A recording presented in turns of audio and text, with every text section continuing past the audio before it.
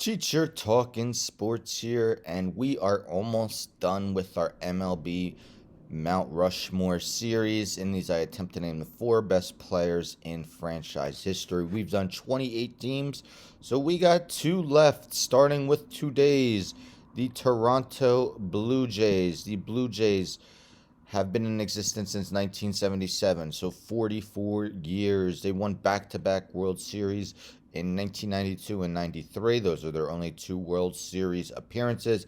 I actually switched my original Mount Rushmore because I needed to include that guy that was on at least one of their championship teams, and the player I'll name was actually on two, so we'll get into it. I'll mention the guy I took off in honorable mentions. Let me know in the comments when the video's over who you would include in your Blue Jays Mount Rushmore. Let's get into it. I'll be naming the players in alphabetical order by last name. They are not ranked. So we're going to start with Roberto Alomar.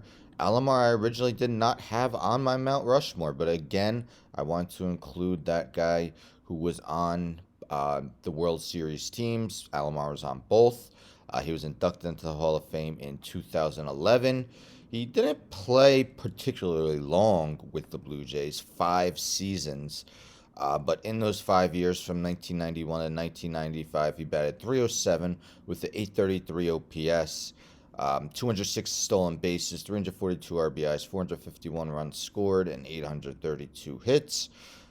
In all 5 seasons, he was named an All-Star. In all 5 seasons, he won a Gold Glove. He won a Silver Slugger twice. And in each of his first 3 seasons with Toronto, he finished 6th in AL MVP voting.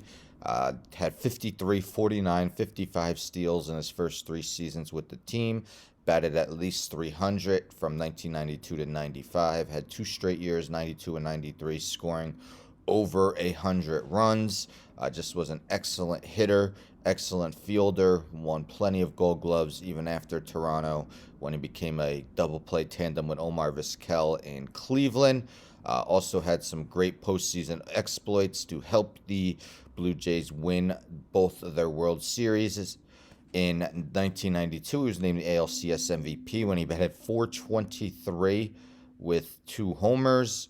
And then in the 1993 World Series, he batted 480 with a 1,159 OPS, going 12 for 25, 6 RBIs, 4 stolen bases, 7 stolen bases altogether in his 12 World Series games with Toronto. Roberto Alomar is the first member of their Mount Rushmore. Next, we got Carlos Delgado. Carlos Delgado spent much of his career with the Blue Jays, made 2 All-Star appearances with the team, and was a 3-time Silver Slugger winner. Played for Toronto 2 games in 1993, spanning until 2004. Altogether, in his 1,423 appearances with the team, batted 282 with a 949 OPS, 336 homers, 1,058 RBIs, 1,413 hits, and 889 runs scored.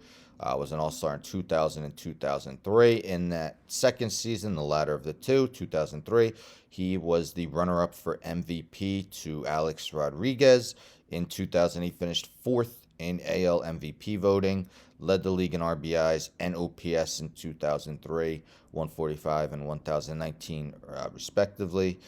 2000 led the league in doubles with 57, had a 1,134 OPS that season, which somehow did not lead the league. He had 3 seasons with Toronto with at least 40 homers and a 4th in 2001 in which he had 39, drove in 100 runs in 6 straight seasons from 1998 to 2003, scored at least 100 runs in 5 straight seasons from 99 to 2003, had 4 seasons in which he walked over 100 times. Carlos Delgado was an offensive threat throughout his tenure with Toronto. Next, we'll end with 2 pitchers, starting with Doc Holliday. Roy Halladay fortunately passed away in 2017. Was inducted into the Hall of Fame posthumously in 2019. Started his career with Toronto. Started in 1998 and went through 2009. In those 12 seasons with Toronto, he went 148 and 76 with a 3.43 ERA, 1,495 strikeouts, and a 1.2 WHIP. In 2003, he was named the AL Cy Young when he led the league in both wins and innings pitched, also 9 complete games. Excuse me. Also had a 20-win season in 2008. 3 times with Toronto, led the league in innings pitched, led the league in WHIP in 2008. Had a sub-3 ERA, 3 seasons with the team, not counting his 2 starts in 1998, 2005, 2008, and 2009.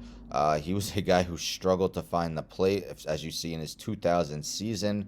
Went 4-7 with a 10.64 ERA in 19 appearances, 13 starts, but he got it together. He made the Hall of Fame. Was a phenomenal pitcher with Toronto, as well as ending his career at Philadelphia. He's the 3rd member of the Blue Jays Mount Rushmore, and we're going to end with Dave Stieb. Dave Stieb, some people would love to see him in the Hall of Fame. He's not yet, but he is a 7-time All-Star with Toronto and won an ERA title.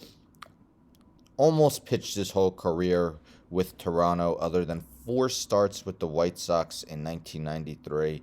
Actually came back to mostly pitch out of the bullpen in 1998 at 40 years old, also making 3 starts. But from 1979 to 1992, and then those 19 appearances in 1998 was his tenure with the Blue Jays, in that he went 175 and 134 with a 3.42 ERA, 1,658 strikeouts, and a 1.24 WHIP. As mentioned, 7-time All-Star. Had 4 finishes in the top 7 of Cy Young voting.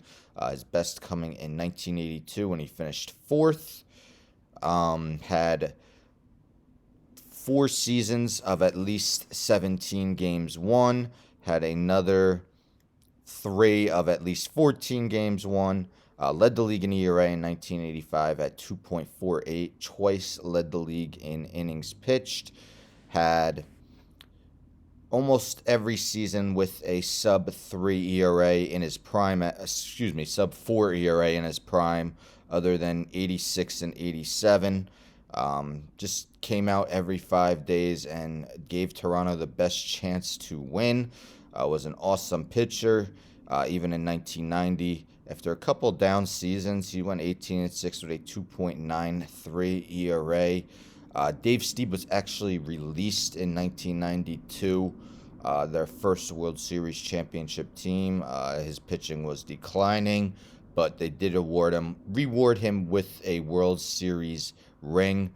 So Dave Stieb, Roy Halladay, you could argue who the best pitcher in franchise history is, but they both make the Blue Jays Mount Rushmore. As I mentioned, I actually took someone off the original Mount Rushmore, and that guy was Jose Bautista. Jose Bautista was an excellent power hitter for Toronto in the early 2010s.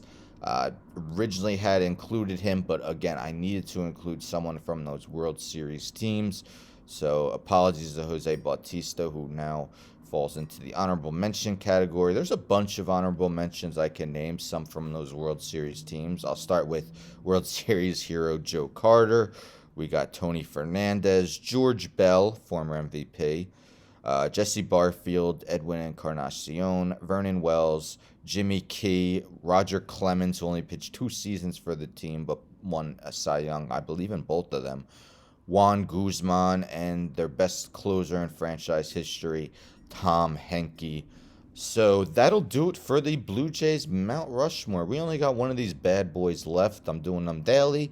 So tomorrow we will do the Washington Nationals / Montreal Expos. Stay tuned for that. Again, let me know in the comments who you would include in your Blue Jays Mount Rushmore.